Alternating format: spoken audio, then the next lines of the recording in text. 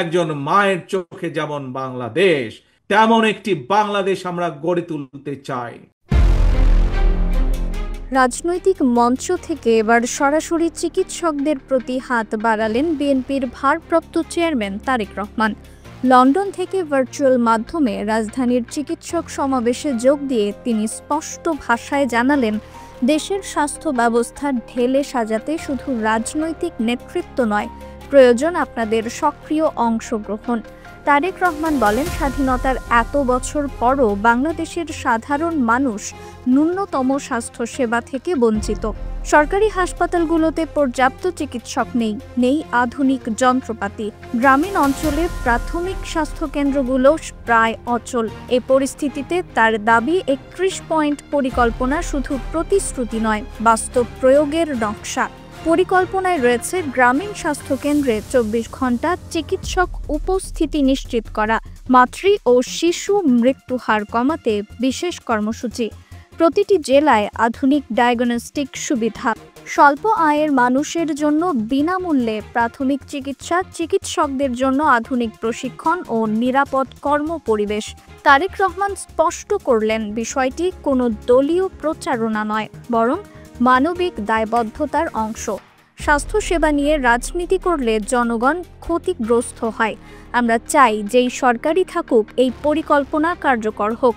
চিকিৎসকদের উদ্দেশ্যে তারেক রহমান বলেন, আপনারা দেশের সবচেয়ে শিক্ষিত ও প্রভাবশালী অংশ।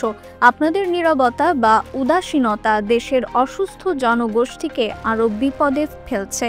সক্রিয়ভাবে সামনে আসুন, আমরা রাজনৈতিক সমর্থন দেব, কিন্তু প্রয়োগের নেতৃত্ব আপনাদের হাতে থাকতে হবে।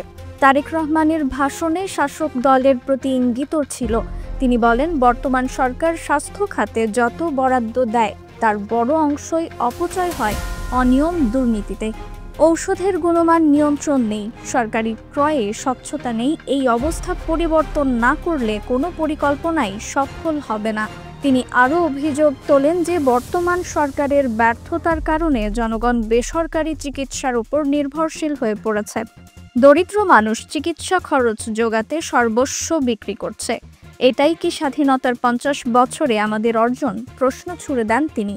সভায় উপস্থিত কয়েকজন চিকিৎসক তারেক রহমানের আহ্বানকে স্বাগত জানান। একজন সিনিয়র চিকিৎসক বলেন, আমরা রাজনীতিতে জড়াই না, কিন্তু জনস্বাস্থ্য উন্নয়নের জন্য যে কোনো যৌথ উদ্যোগে আমরা থাকতে চাই। আরেকজন তরুণ ডাক্তার জানান, মাঠ পর্যায়ে স্বাস্থ্যসেবার উন্নয়ন সম্ভব যদি রাজনৈতিক নেতৃত্ব ও চিকিৎসক সমাজ একসঙ্গে কাজ করে।